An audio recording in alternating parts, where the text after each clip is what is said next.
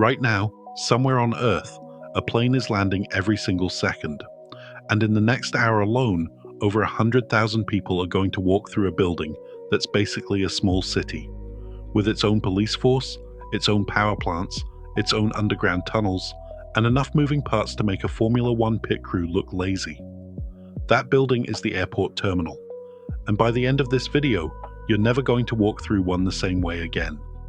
Today we're talking airports, specifically the terminal, that giant glass and steel building you rush through, half asleep, clutching a boarding pass and a $9 coffee.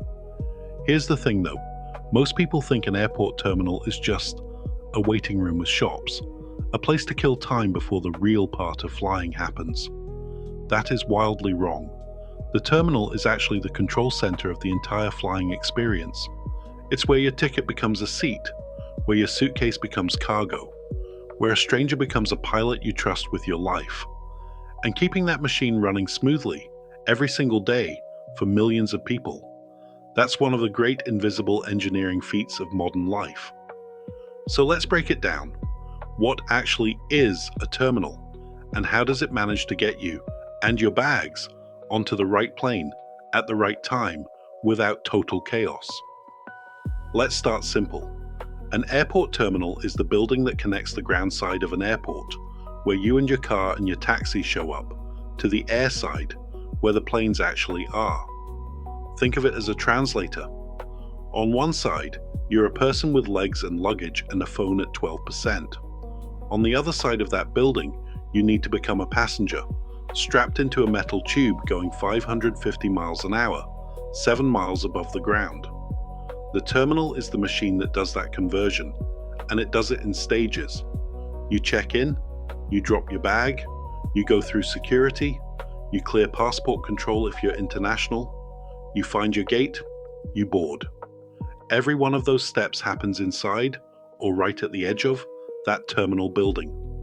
Now here's the part most people never think about. An airport doesn't need just one of these. Big international hubs, think Dubai, Heathrow, Atlanta, often have multiple terminals, sometimes run by completely different airlines, sometimes connected by trains running underneath the tarmac. Why split it up like that? Because a single building trying to handle 100 million passengers a year would be a nightmare to navigate. So they split the load, kind of like how a city doesn't have one giant hospital. It has several, spread out, each handling a chunk of the population. Okay, that's the what. Now let's get into the how. I want you to guess something before I tell you.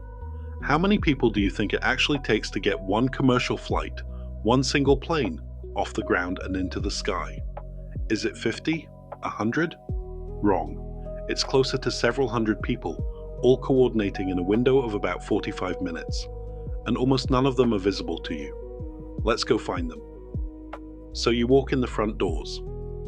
First stop, check-in. This used to mean standing in a long line to talk to a human. Now most of that work happens at self-service kiosks or on your phone before you even leave the house. But behind that simple print boarding pass button is something called the departure control system. Software that airlines use to check you against the flight's passenger list, verify your booking, and print out both your boarding pass and a barcode for your bag. That bag tag is more important than it looks.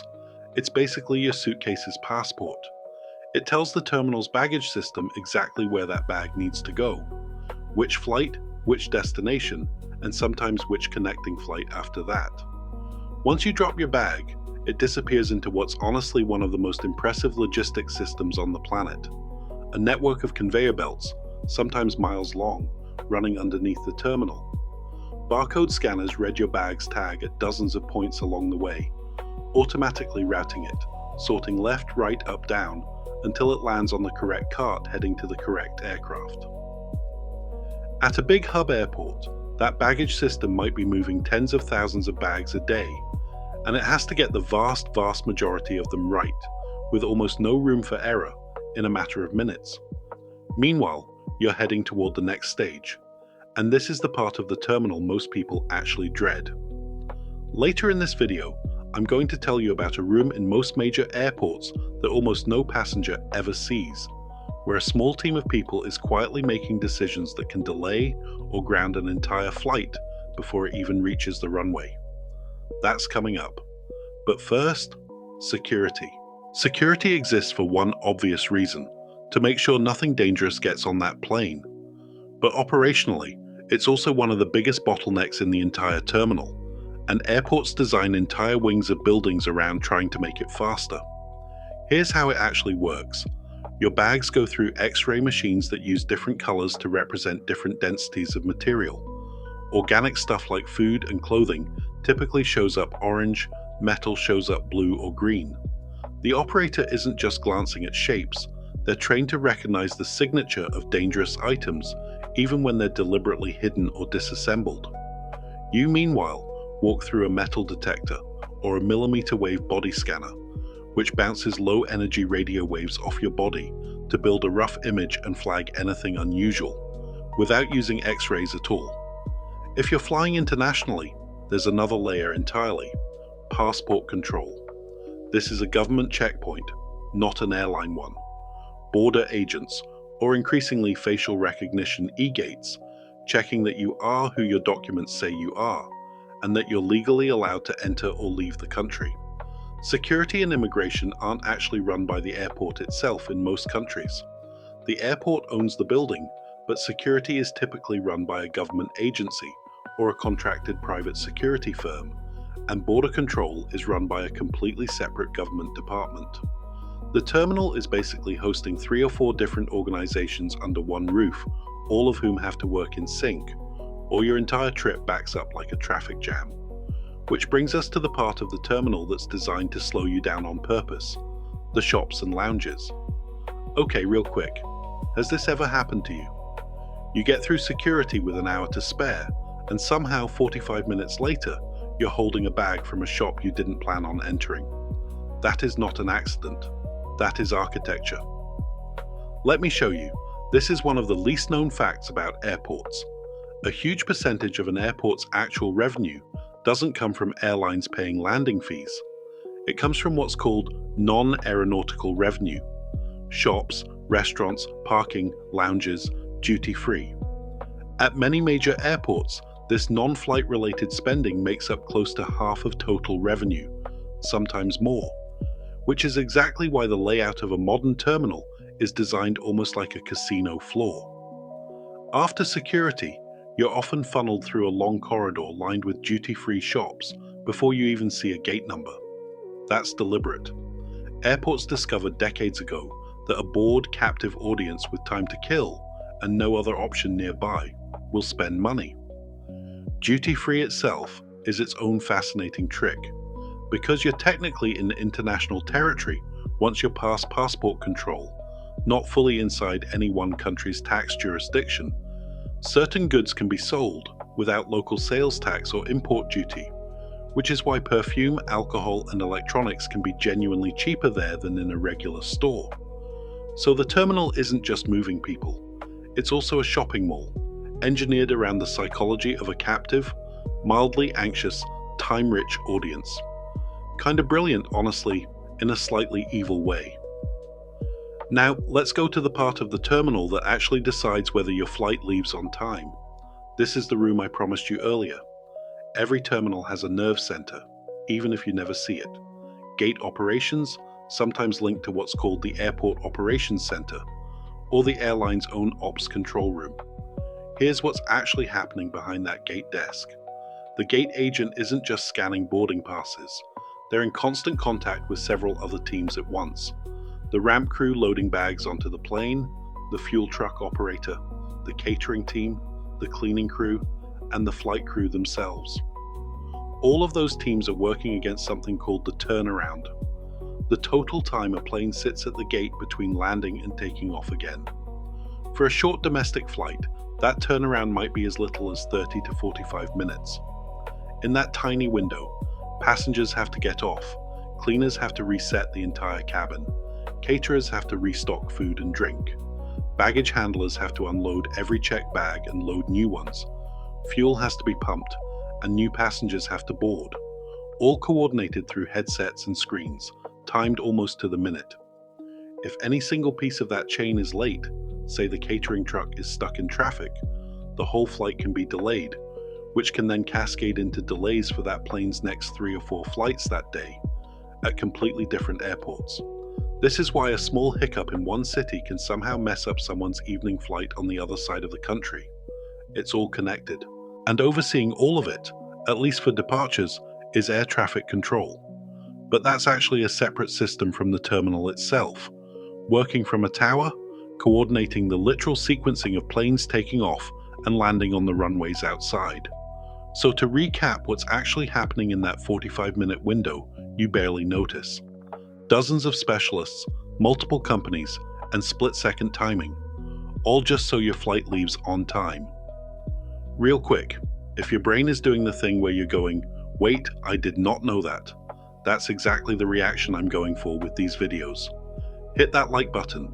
It genuinely helps this channel keep making stuff like this. Okay, back to it, because we haven't even gotten to how a terminal handles an actual crisis yet. So here's a question. What happens when it all goes wrong?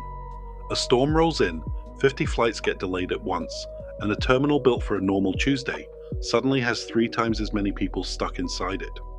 Who's actually in charge when that happens? When things go sideways, bad weather, a mechanical issue, a security incident, the terminal doesn't just freeze. It has an entire layer of coordination designed specifically for chaos. Large airports typically run something like an airport operations center, essentially a room full of screens tracking every flight, every gate, every piece of ground equipment in real time, similar in spirit to how a city manages its traffic lights during rush hour. When a storm rolls through, this team is the one deciding which gates get reassigned, which flights get delayed versus cancelled, and how to physically move aircraft around a suddenly crowded tarmac. Airlines run their own version of this too, an airline operations control center.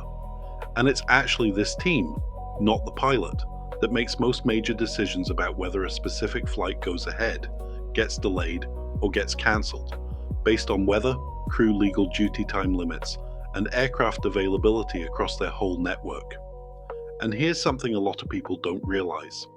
Pilots and flight crews have strict legal limits on how many hours they can work before they legally must rest. It's regulated almost like a trucking hours of service law. So sometimes a flight isn't delayed because of the weather itself, but because the crew that was supposed to fly it has run out of legal duty time waiting for the weather to clear, and a replacement crew has to be found from somewhere else entirely. That's why one snowstorm in one city can somehow ripple into delays at airports it never even touched. The whole system is one giant interconnected web, and the terminal is just the visible tip of it. One more thing that's going to change how you see terminals forever, the actual shape of the building, because that's not random either. Stick with me. Ever notice how some terminals are one long straight line, and others are these big star-shaped things with piers sticking out in every direction, or a giant X, or a horseshoe? That's not an architect getting artistic. Each shape solves a different math problem. The simplest is the linear terminal, basically a long straight building with gates along one side. Great for small to mid-size airports because it's simple to navigate and cheap to build, but it doesn't scale well. The building just gets absurdly long as you add more gates. Then there's the pier, or finger design. That's the classic layout with one central check-in area and long corridors, or piers branching out with gates on both sides. This is probably the most common large airport layout in the world because it packs a lot of gates into a relatively compact footprint. There's also the satellite design, where a separate building sits out on the tarmac, disconnected from the main terminal, and you get there by underground train or tunnel. This lets airports add huge amounts of gate capacity without making passengers walk a mile through one continuous hallway. And then there's the more radical stuff, hub and spoke designs, X-shaped terminals, even circular ones, all trying to solve the same core problem. Minimize the distance a passenger has to walk, minimize the distance a plane has to taxi, and maximize the number of gates you can fit onto a limited piece of land, all at the same time. It's basically a geometry puzzle with millions of dollars and millions of people riding on getting the answer right. Next time you're power walking to a gate that feels impossibly far away, that's not bad luck. That's just which shape of terminal you happen to land in that day. We've talked a lot about systems and buildings, but it's worth pausing on something else. Terminals are staffed at almost every hour of every day by an enormous invisible workforce. Air traffic controllers, baggage handlers, customs officers, cleaning crews, mechanics, firefighters. Most major airports have their own dedicated fire and rescue services, held to extremely tight response time standards, on standby every single hour the airport is open, whether or not anything ever happens. There are wildlife teams whose entire job is keeping birds and other animals away from runways, because a bird strike can seriously damage or even bring down an aircraft. There are de-icing crews on standby in cold climates, ready to spray planes with heated fluid before departure so ice doesn't form on the wings. There are people whose entire career is fixing jet bridges, the moving telescoping walkway that connects the terminal to the plane door, which itself is a small mechanical marvel on its own, extending and retracting and adjusting its height to match the specific aircraft parked at that gate. None of that shows up on your boarding pass, but all of it is running, quietly, underneath every single flight you've ever taken. Okay, before we get to the bonus fact I promised you, if you made it this far, genuinely, thank you. This channel exists because people like you actually watch to the end. If you learned something today, do 3 things for me. Hit that like button. It's free, and it tells YouTube to actually show this video to more people. Subscribe if you're not already, because we drop videos just like this one all the time, breaking down the everyday stuff nobody ever explains. And if you really want to support the channel, the best thing you can do is share this video with one person who'd find it interesting. That genuinely helps more than almost anything else. Alright, you stuck around. You earned the bonus fact. Some of the biggest airport terminals on Earth are so large that they've had to build their own internal train systems just to move people between gates within a single terminal. Not between terminals, within one. Certain US terminals, for example, use people mover trains just to get passengers from one end of a single concourse to the other, because the distance is genuinely too far to comfortably walk in the time between connections. And on the flip side, Hong Kong International Airport's terminal was built almost entirely on reclaimed land, on an artificial island created specifically for the airport, because there simply wasn't enough naturally flat land in the region to fit a terminal and runways of that size. So the next time you're annoyed about a long walk to your gate, just remember, somewhere out there, that walk requires an actual train. Could be worse. That's the airport terminal, not just a waiting room, but a full-blown city. Security, government agencies, logistics, retail psychology, crisis management, and hundreds of specialists all working in sync so that you can sit in a metal tube and land somewhere new a few hours later. If you want more of this, the everyday things explained properly, you know what to do. Like, subscribe, and I will see you in the next one.